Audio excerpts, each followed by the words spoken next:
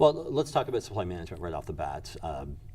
In Ontario, we've had, in Ontario and Quebec, we've had a supply management system that has worked very, very well.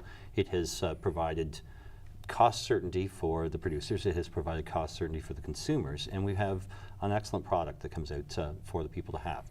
When we open the market up more to the Americans the way that they have requested, that's been done at the federal level. That's not something that the province really had any say in. We would have stood against that.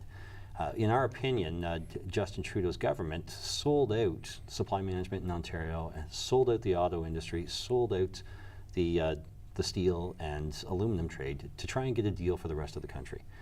We've got almost 14 million people in Ontario. We have just over 35 million people in the entire country. Almost half of the country is in Ontario, and we paid the price for it. We're working with the federal government to make sure that they make our producers whole. There are provisions in there. They have promised about $4 billion that will be paid to make sure that our industry doesn't get destroyed, but they haven't come up with any plan yet on how they're going to distribute that money.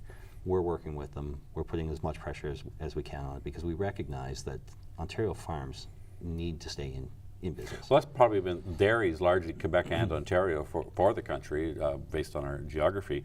So it is pivotal because, and this industry is largely family farms. So you're really dealing with the social fabric of rural Ontario. Absolutely, absolutely. And the Ontario government is going to do whatever we can do to make sure that we don't lose those farms.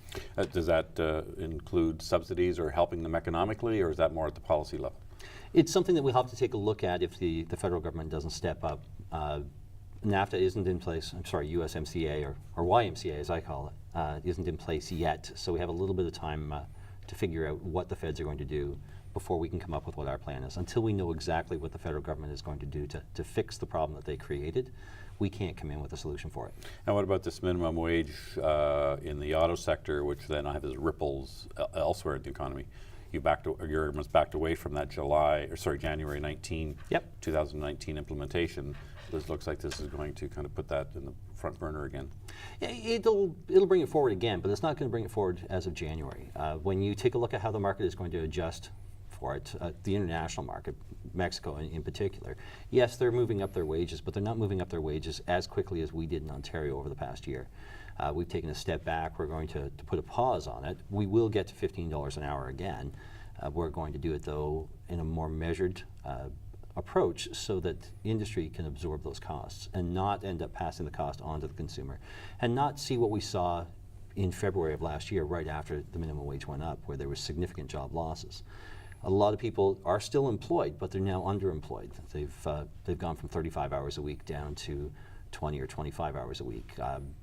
One of the waiters at PJ's Diner, for example, used to work at 2 restaurants. He was let go from the one, basically cut his hours in half when the wages went up. And his comment to me was he would rather have stayed at the $11.60 an hour because he would have made more money working those 2 jobs. Now he's down to 1, and he has less, although he gets paid more per hour.